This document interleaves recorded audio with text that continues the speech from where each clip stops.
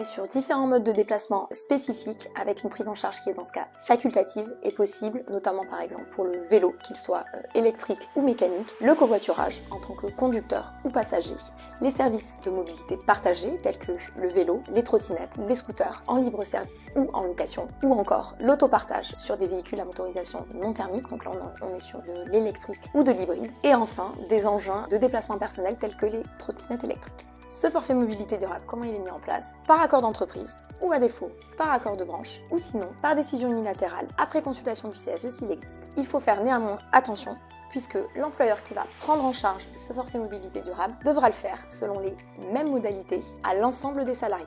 Cette prise en charge, quant à elle, prend la forme d'une allocation forfaitaire qui est versée sous réserve d'une utilisation conformément à son objet, et cette condition elle sera remplie si le salarié fournit à l'employeur un justificatif de paiement ou une attestation sur l'honneur. On peut aussi aller sur la forme du titre mobilité. Le titre mobilité, qu'est-ce que c'est? C'est une solution de paiement dématérialisée et prépayée. Le titre est émis par une société spécialisée qui va le céder à l'employeur contre paiement de sa valeur libératoire. L'avantage de ce dispositif, c'est qu'il y a un blocage automatique qui empêche une utilisation en dehors du cadre légal et réglementaire. Ce dispositif de forfait mobilité durable est exonéré à hauteur de 700 € en 2024 et devrait repasser à 600 € en 2025.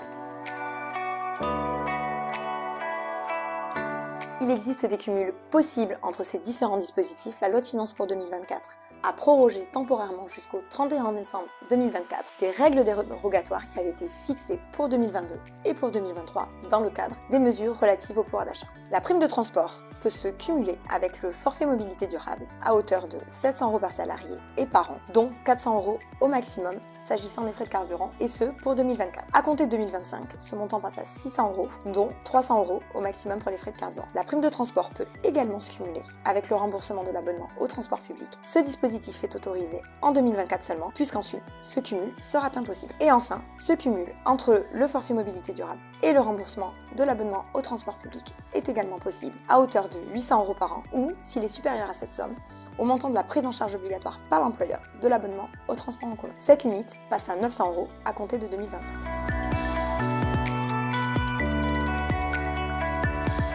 Nouvelle obligation pèse désormais sur les entreprises en matière de négociation obligatoire sur les déplacements, notamment dans les entreprises d'au moins 50 salariés, où il convient que ces dernières négocient sur les mesures qui visent à améliorer la mobilité des salariés entre leur lieu de résidence et leur lieu de travail. À défaut d'accord, les entreprises devront négocier un plan de mobilité employeur qui devra comporter des dispositions concernant du soutien au déplacement domicile-travail du personnel et notamment la prise en charge des frais de transport. Quelles sont alors les mesures pouvant être mises en place? Il existe plusieurs dispositifs. Cette liste n'est évidemment pas exhaustive, mais par exemple, l'employeur peut prendre en charge un abonnement au-delà des 50% obligatoire. Il peut encore verser une indemnité kilométrique incitative. Il peut se doter d'une flotte de vélos de service. Il peut développer un service de covoiturage en entreprise. Il peut renouveler sa flotte par des véhicules plus économes et moins polluants.